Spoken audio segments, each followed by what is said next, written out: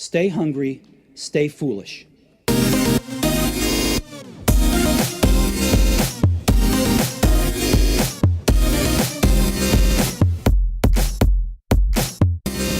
Attention Deficit Hyperactivity Disorder will soon be the most frequently diagnosed chronic condition among children, surpassing asthma. Yet your research shows that ADHD can't be that prevalent.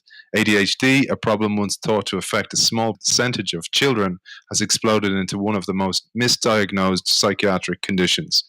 Now doctors and Big Pharma are targeting children and adults worldwide to get the diagnosis and take medications that will, they say, transform their lives. Today's show will look behind the scenes to tell the full story of this billion-dollar industry. There's the father of ADHD, Dr. Keith Connors, who spent 50 years promoting the disorder in the US and pills like Ritalin before realizing just what he had wrought.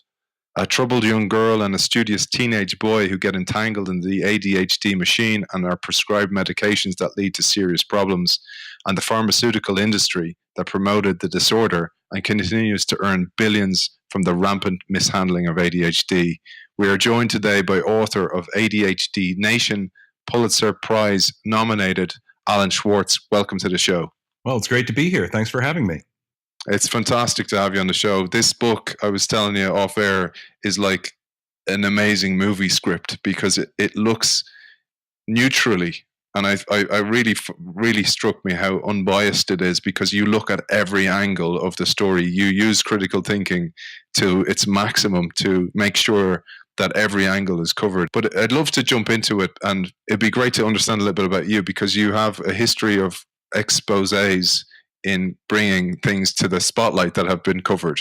Well, thanks. I think that, my interest in this area derived from the investigation that I did at the New York Times, the 5 years I spent sort of exposing the seriousness of concussions and similar head injuries among athletes and the military to a certain extent. But whether it's American football players, whether it's what you guys call football, whether it's rugby players who I know have had a lot of problems, I did an awful lot of work on brain injuries and things that affect the brain. When I was done with that, I was compelled by the issue of the abuse by high school students of stimulants, which are prescribed for ADHD, whether it's Adderall or Ritalin or Concerta, medications like that, Vyvanse, Focalin, many of which are being exported into your country.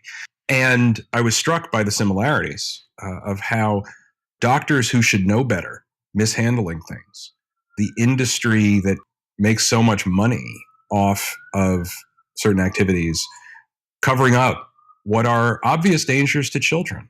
Now, one thing I want to make extraordinarily clear, and I will probably do it many times during this broadcast, is I do not argue that ADHD does not exist. Obviously, severe inattention, severe hyperactivity or impulsivity among children and to a certain extent adults exists. And we choose to define it through medical terms for lots of reasons. But to deny that these behaviors cause a lot of trouble and hurt kids would be foolish and in fact, cruel. And I don't think we should cast the medications as the devil's work or inherently bad.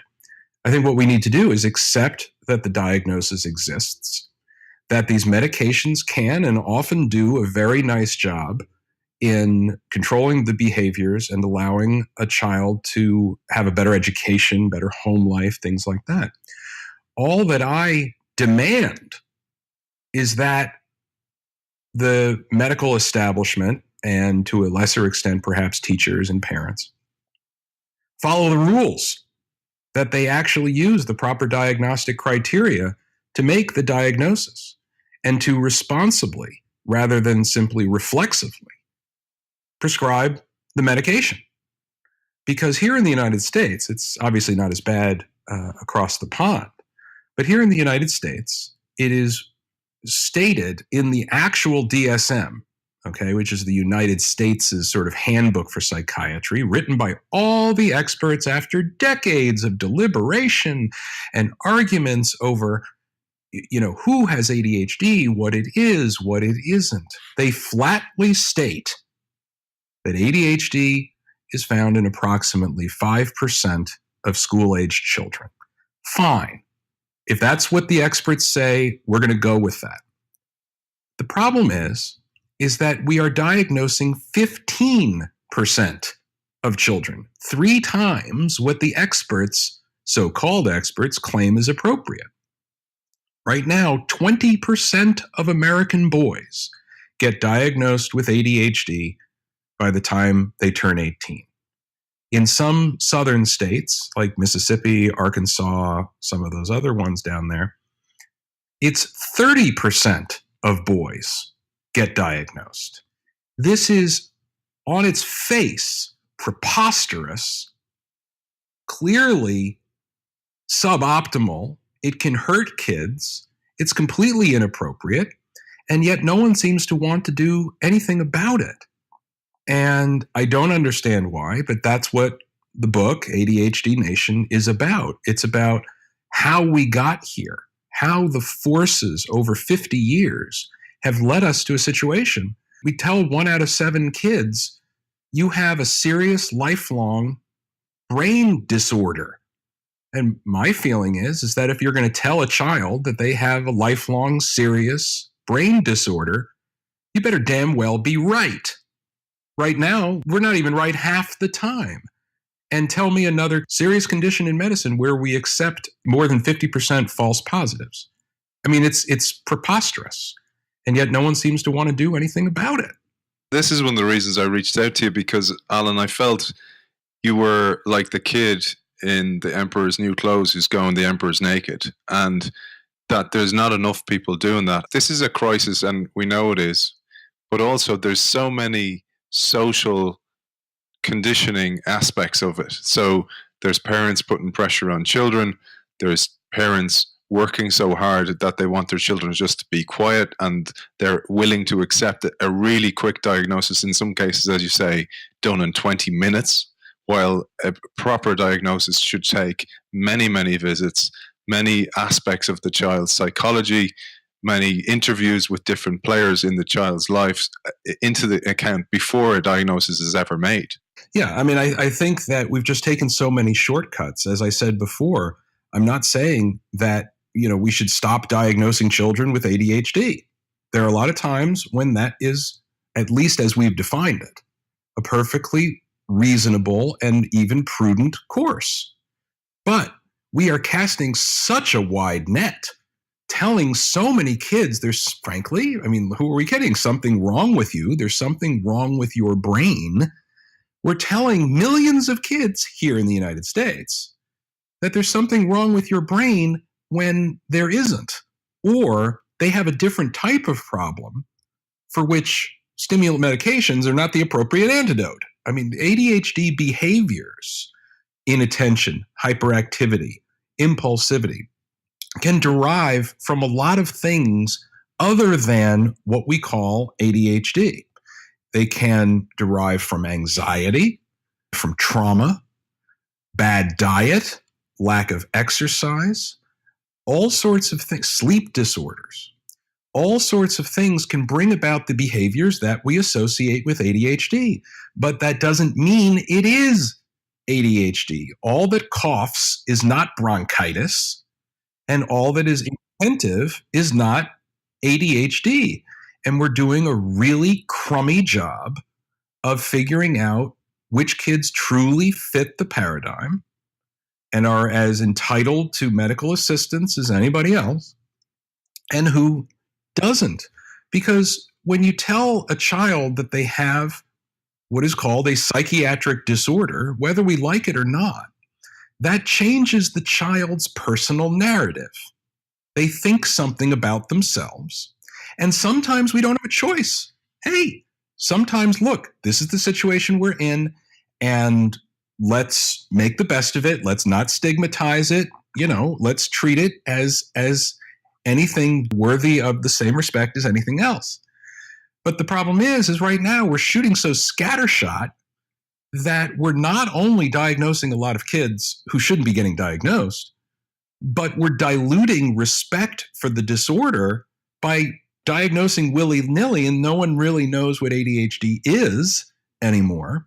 And so the people who really have it and are properly handled don't get the respect that they probably should. Once there's poison in the well, everybody gets poisoned. Like it's not just picking out the right people. Everybody's affected by it. But one of the things that really dawned on me, and I told you off air, I felt like a bit of a mug in that when you see all the pieces of the jigsaw that you lay out and do so well, and you see how you build the story, you go, oh my God, how much we've been manipulated here. And also how businesses actually sell their products. So first of all, they started off with where they could, the 5 to 6 to 7-year-old children, mainly boys.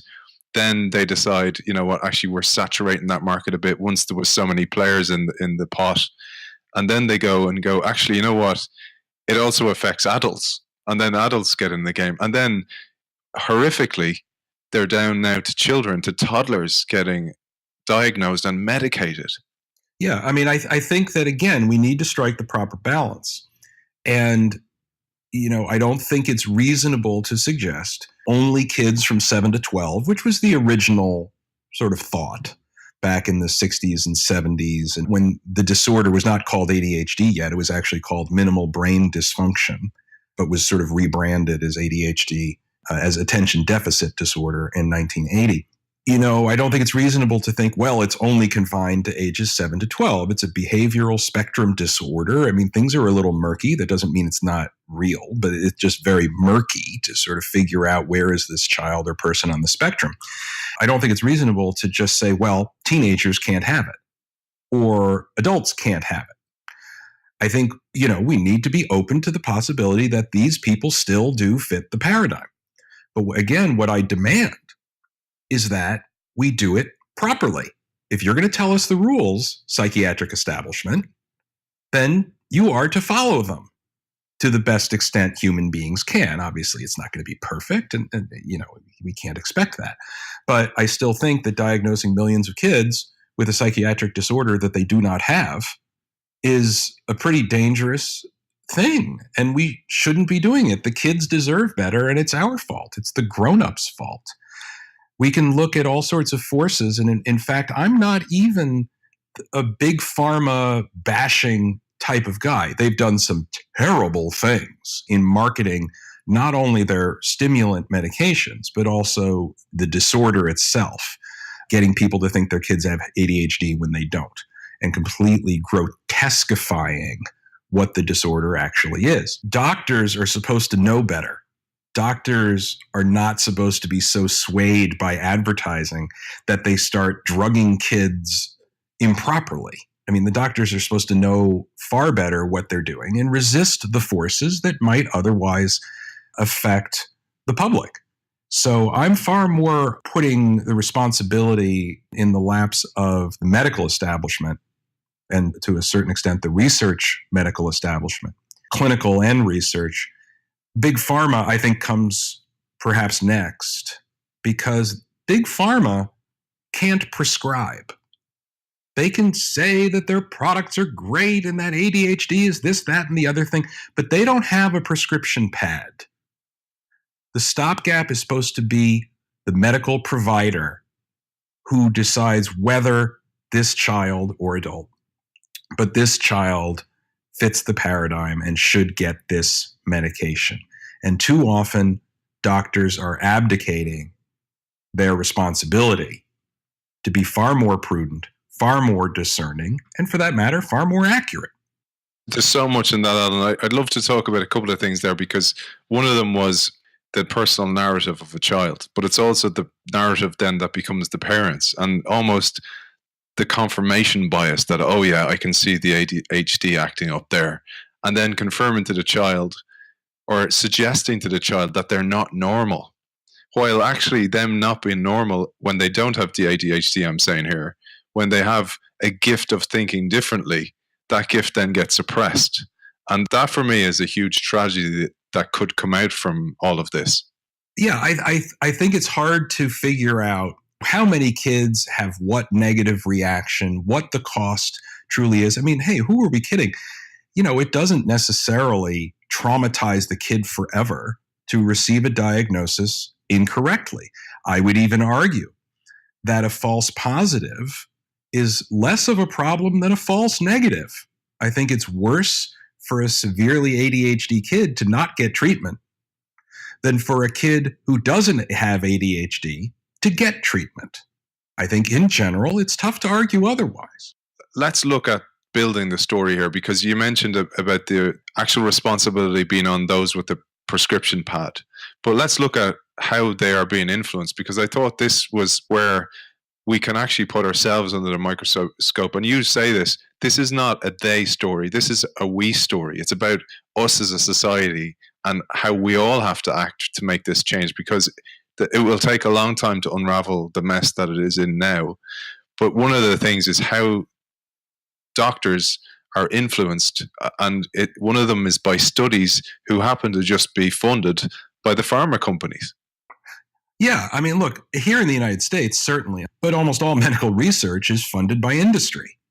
And a lot of great things have come out of that. I mean, I think it's pretty disingenuous to say that, big pharma is entirely or even substantially evil. I mean, their medications have done wonderful things for an awful lot of people. My brother's alive because of chemotherapy. I mean, come on. So, I think we have to be careful. But specifically in the ADHD world, they seized upon the murkiness of the disorder, the fact that it's defined as, one of the official symptoms is, difficulty waiting turn and difficulty sitting still, which obviously describes virtually all children, at certain times.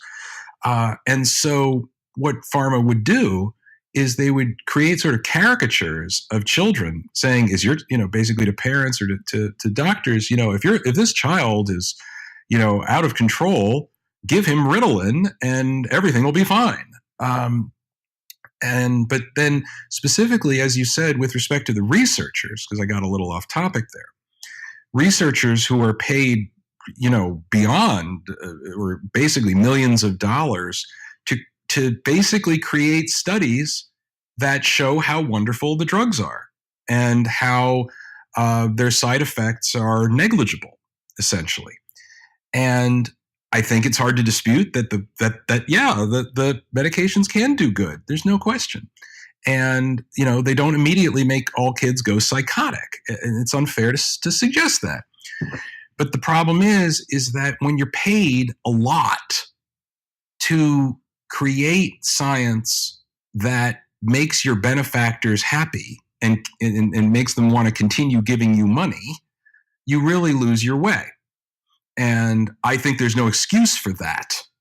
Okay, there are researchers up at Harvard and really all over the country, but the primary ones at Harvard who just accepted millions and millions of dollars from big pharma to create studies that, some of them were so disingenuous. And so many of the researchers' statements and handling of issues was so off proper medical course that it bastardized and, as I said before, grotesquified what ADHD truly is. And it poisoned the waters in that, there are all these, peer-reviewed published studies by Harvard researchers, and you hear that and you're like, ooh, okay, it must be pretty good stuff. Well, sometimes it's not. And I certainly don't have to go any further than, the study in Lancet with the guy who basically made up the data connecting vaccinations to autism. We have to be really careful to not overtrust this so-called research. I think in this day and age, we need a far more discerning eye to parse out what is really fair and thought out and what might be driven by agenda. It's never 0%. It's never 100%. It's just we have to do far better. And I think ADHD is one of the prime examples where industry has just completely hijacked medicine. Another Lego brick in this house that's been built is the scale, so the Connors scale. And you talked about Keith Connors, essentially the father of the Connors scale, the creator of the Connors scale, and we'll talk about that in a second. But he received a narrative to speak at one of the conferences, and he went against the narrative. And there's a Voltaire quote that jumped to my mind, and it's, "To learn who rules over you, simply find out who you're not allowed to criticize." And when he went off script, he was no longer able to speak at any of those conferences anymore. Yeah, I mean, Keith Connors is arguably the main character of the book.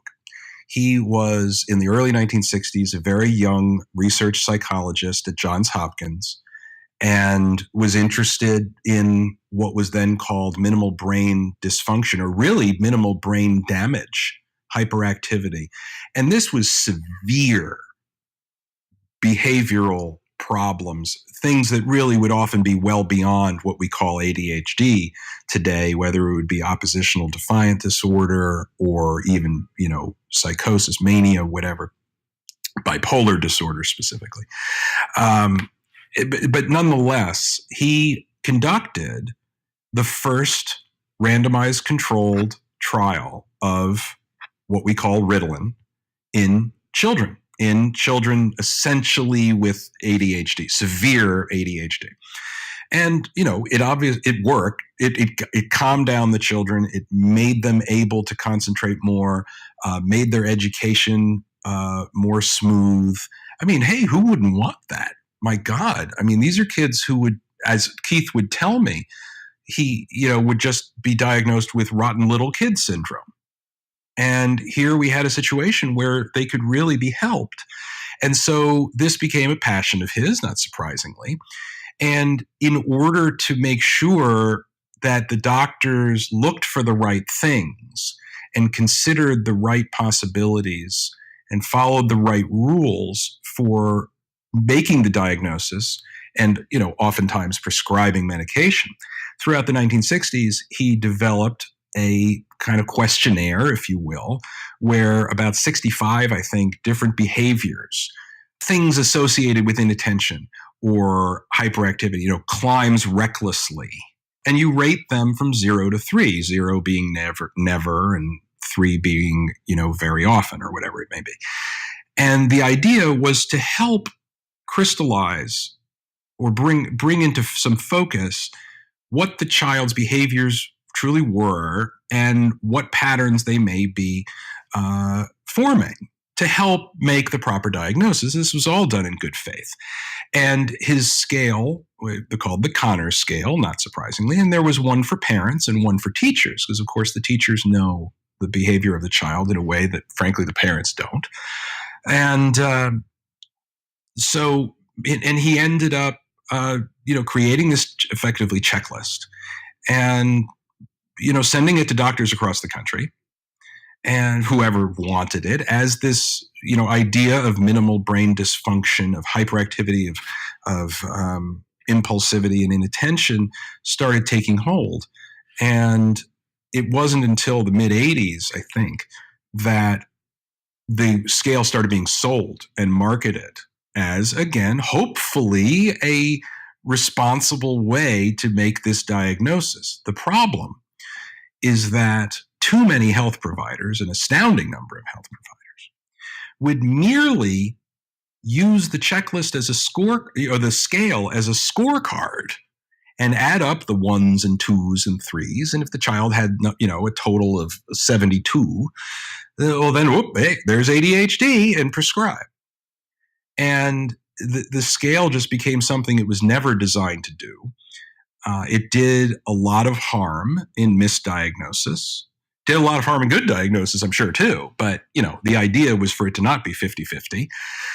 And, ultimately, doctors relied upon it in a completely inappropriate way. And his name is forever associated with it. It's still sold as the Connors scale. And it's not the scale's fault that people misuse it. But he became quite not regretful, but had very mixed feelings about sort of unleashing this thing that had done more harm than he ever thought could. I struck a match and I didn't know how much Tinder was around. The unintended consequence of a good gesture gone wrong. But it's funny, you mentioned the scale, and what's incredible is the scale is to be used in conjunction with proper interviews of the carers of the child, of the people in the child's lives, etc. But that scale now it's gone down to as little as 6 questions. Yep, it used to be about 65 to try to give a really wide spectrum of behaviors and a real trying to sort of, like I said, get into focus what the child's behaviors truly were, from where they may derive. And we've now gotten to the point where it's really for adults, but nonetheless, the descendant of the Connor scale is now 6 questions. Something even 4 questions.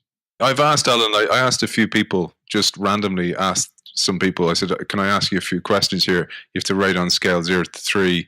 Are you this? And I'll give you an example. So one of the questions from the new shorter survey is, how often do you have problems remembering appointments and obligations? How often do you fidget or squirm with your hands or your feet when you have to sit down for a long time?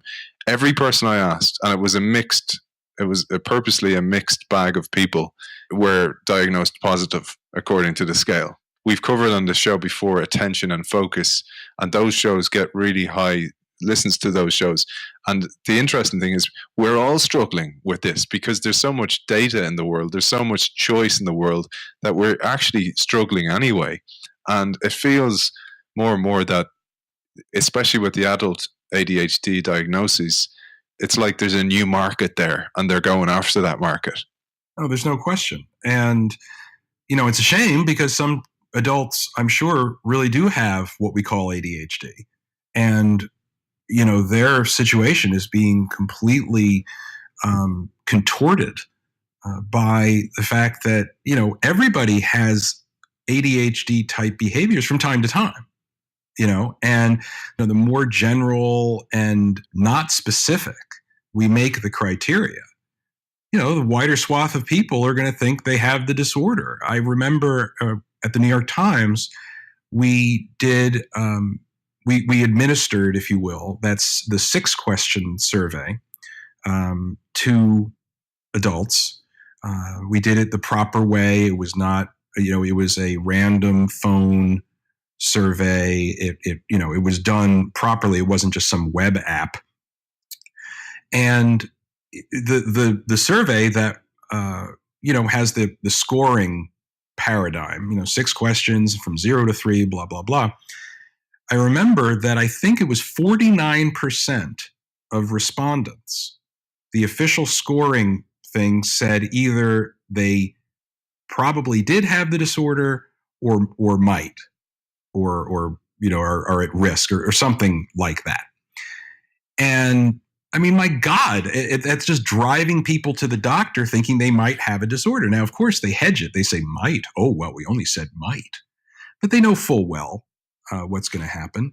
And the stuff where, the paring down of the diagnosis criteria or mechanism from 18 questions down to 6, down to 4.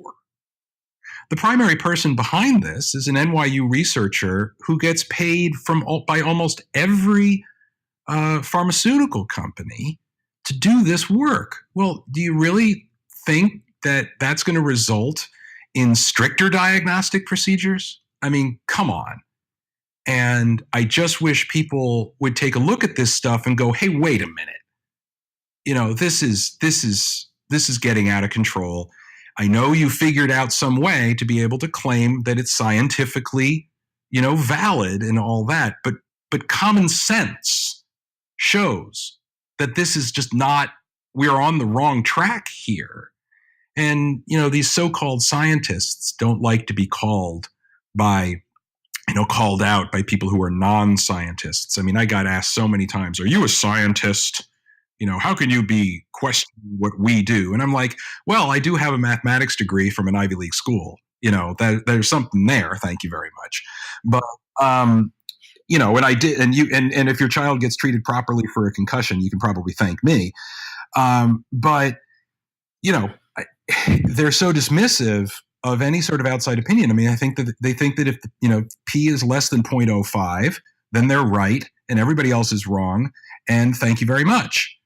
And it's far more complicated than that. And, the use of common sense is frankly dismissed. And of course, sometimes, what we think of as common sense is wrong. I mean, duh, I know that, but it's right often enough that we need to recognize that sometimes it really is right. And, it's just not appropriate for these scales and these questionnaires to be, planted all over the place under the guise of medicine when it's marketing. It is. It's marketing. And okay, fine. Industry markets. I get it. By law, Shire is required to try to maximize profits for its shareholders within the bounds of the law. They're not allowed to break the law, but they are required to market, basically. But the doctors are not required to do it for them, and the doctors are not certainly required or supposedly encouraged to do their bidding and to just get sucked down that vortex. The doctors are supposed to know better, period. If you think about the Hippocratic Oath, I mean, your whole job is to actually do what's best for the human at the center of the story. And I thought it was really interesting when you were talking about marketing, because the other way they've reached us, and it's almost like a numbers game where if there's enough people diagnosed, then there's more people to be medicated. And if you make the disorder okay and you make it a hero disorder, and then you get some influencers, and here I'm talking about, lauding people like Michael Phelps or the Maroon 5 lead singer, and bringing them, and you mentioned Ty Pennington, and bringing these people who are making it a celebrity disorder, then more people are willing to step forward, and then there's going to be much more diagnoses. Well, I don't necessarily disagree. I don't necessarily agree with that. Okay. I do think that there are lots of different diseases, if you will, or conditions, where famous people come along and tell patients, and often kids, hey, I overcame it too, and I overcame it and you can too. Whether it's an athlete with diabetes who, in a television commercial says, hey, I overcame this with proper treatment and, you can too. I mean, that's a wonderful message, for example, for a child. And if a child has been properly diagnosed with ADHD, and assuming for the moment that Michael Phelps was as well, then it's totally appropriate to have that voice reassure the child that, hey, you're not alone. That's a great thing. It should be done. But it shouldn't be done irresponsibly. It shouldn't be done where, go to your doctor because, if, because you could be like me. Now that's a little different. And, the ADHD is a different type of diagnosis because there is no objective test for it. There is no blood test. There's no magic X-ray where a doctor can say, okay, there it is. You have diabetes, or you have, tuberculosis, or whatever it may be. You have a situation where the patient can really be swayed into thinking they have it. And then you have it, and they have the ability to convince the doctor, either through, good or ill, that they have it as well. And so I think you need to be far more careful in what can sort of morph from reassurance to the patient into encouraging the patient to think they have the disorder. That's far different, and something that ADHD, one thing is you don't see a lot of commercials where famous people say, hey, I'm bipolar, so, you may be too, and we hope that things work. I don't know. I'm not making I got you. But it's not like, hey, you might have diabetes too. Go to your doctor and ask. Yeah. I'm glad you clarified that for me, because I tell you why I asked that question.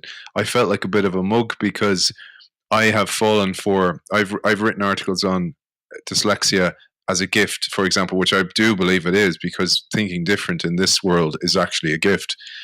And then I felt a little bit manipulated myself in that a lot of the websites, like Adhd, for example, the CHADD website, will say, here's reasons why ADHD is great.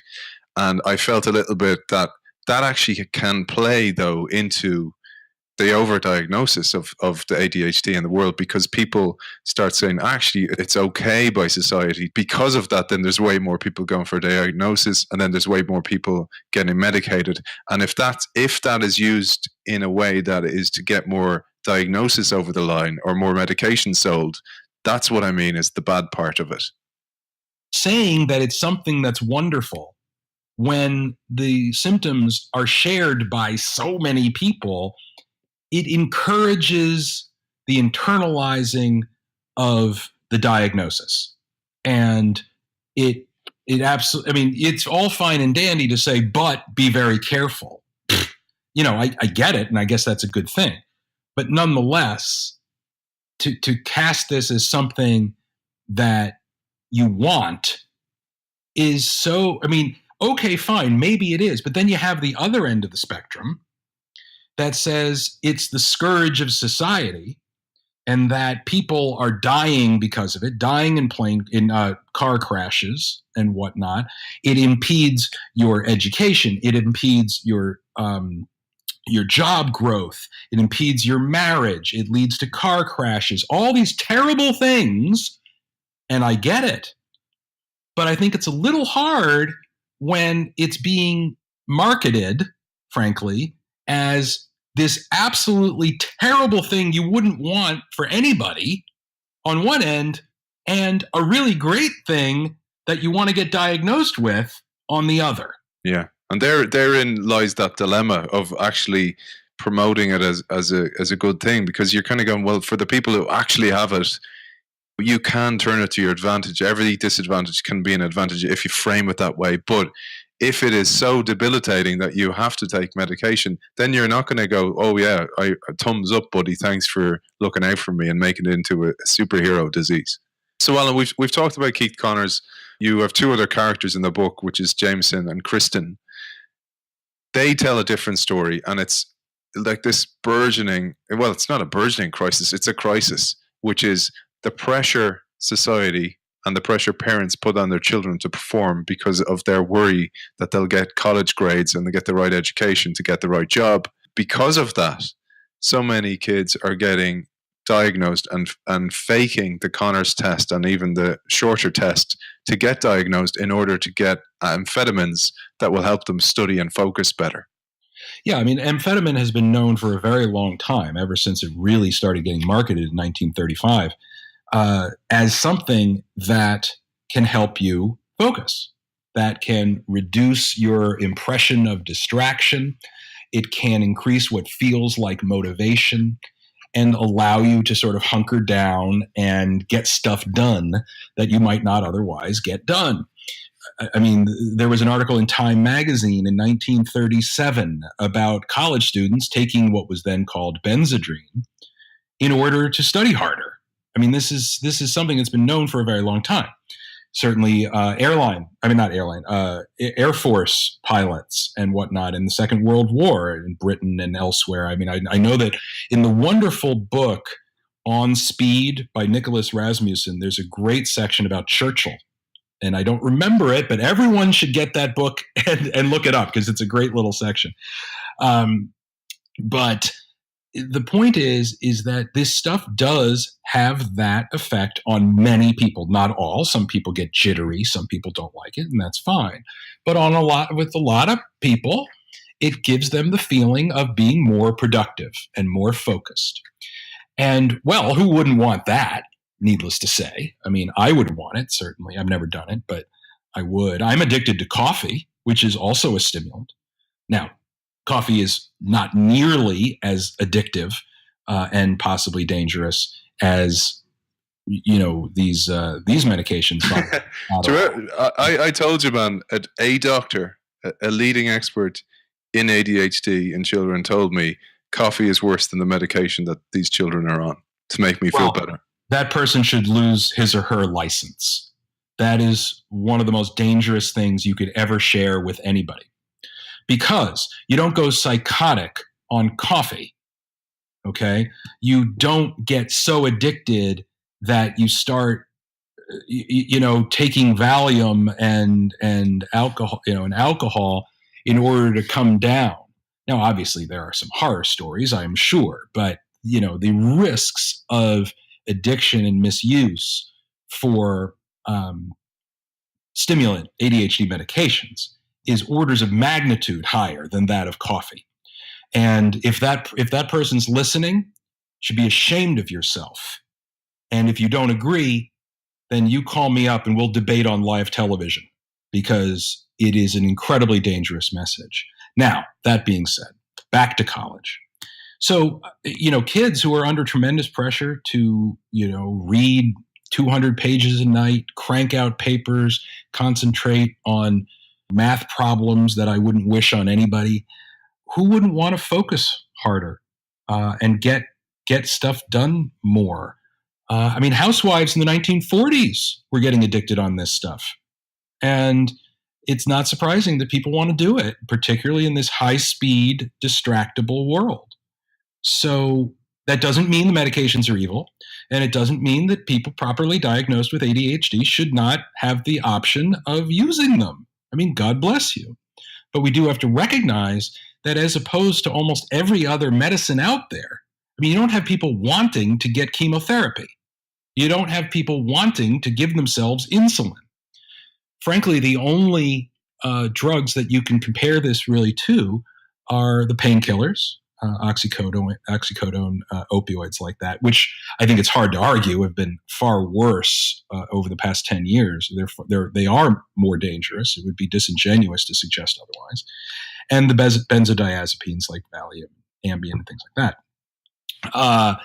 Those are drugs that people do seek. And so you have to strike a very careful balance of distinguishing the people who really do have the disorder and the people who want you to think they have it in order to get the medications that they either can take themselves, give to others, or sell to others. It's very difficult. And God knows it's a hard thing for doctors to do. It is not easy, and they ain't going to be perfect. They're going to make mistakes. But I don't think they're trying very hard to not make those mistakes. And they have to tighten up their processes far, far more. And, it won't ever be perfect, but it could be a heck of a lot better than it is now. People right now, students and adults for that matter, but students know that they can just go to a doctor. They know who they can go to get an Adderall prescription in 15 minutes. They know, everyone knows the doctors who will just hand it out willy-nilly because they're not paying attention. It's no secret. So why aren't we doing anything about this? Well, because the ADHD lobby, feels like it's disrespecting the disorder, and it does, this abuse doesn't happen. People say that. It's just awful. Sometimes I don't understand why people can be so obtuse.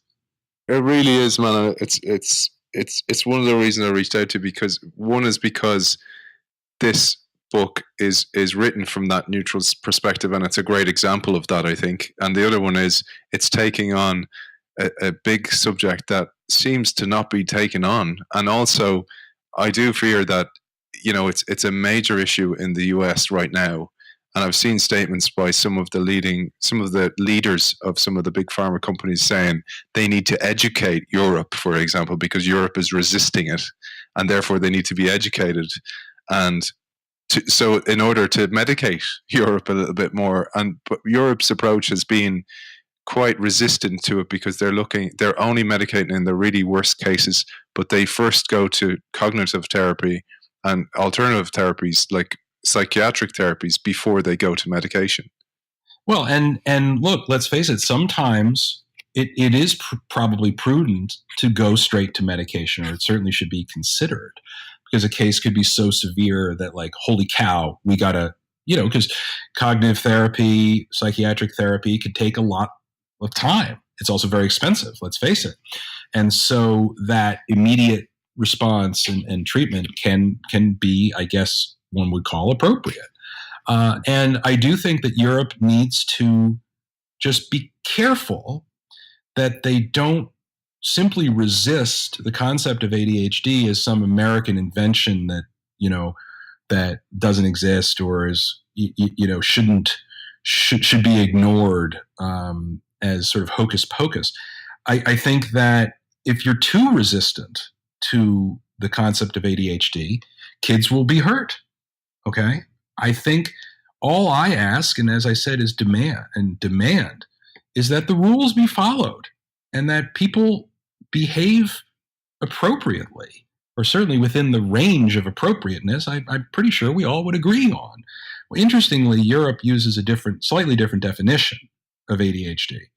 It uses the ICM definition, which is more strict than the American definition, and so leads to fewer diagnoses. But certainly the wave of marketing that took place in the United States, let's remember that the United States is one of only two developed nations that allows the direct-to-consumer advertising of what are called controlled substances, opioids, ADHD medications, sleeping medications, things like anti-anxiety medications. New Zealand, interestingly, is the other one, but there's all sorts of reasons why it isn't a problem there.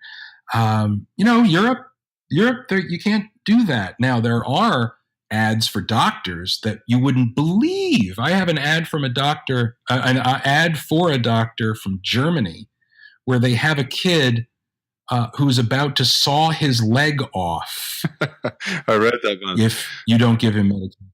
There's one from, I think it was Portugal, where a kid is saying, I used to be a bad boy. Now I'm a good boy because my doctor gave me Concerta. I mean, literally, that's what it says. I mean, it's just sick. It's absolutely sick. And we have to find the right balance of accepting and respecting the construct of ADHD and the benefits that medications can provide when appropriate. And the complete grotesquification of what the disorder is and when it should be diagnosed. I don't understand why that's so much to ask.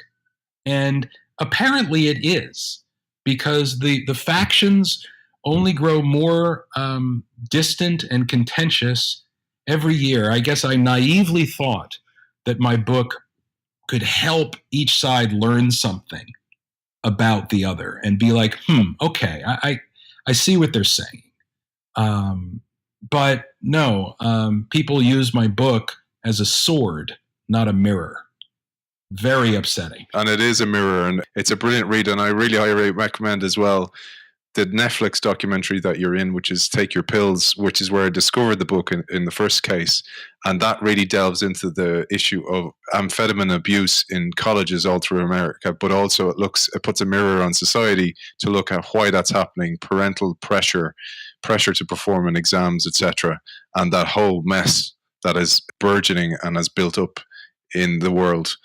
Alan, it's been an absolute pleasure talking to you, and thank you so much for your generous time. I appreciate it greatly. Where can people find out a little bit more about Alan? Because I know you speak internationally on the NFL, concussions, on many, many different topics, and exposés that you've put massive research into. You can go to my website, which is alanschwarz.net. It's ALAN and then Schwarz without a T. I used to have alanschwarz.com, but it got poached by someone over in Asia, which is very upsetting. Very popular name in Asia, by the way. Yeah, exactly. I do speak all over. I spoke at Oxford a couple of years ago, for example, about Adderall abuse and about ADHD and the future of it as well, and mathematics and journalism, the stuff that I really enjoy. So, if anyone wants me to come across the pond, I love doing it. Alan Schwarz, Pulitzer Prize nominated author of ADHD Nation. Thank you for joining us. My pleasure. Anytime.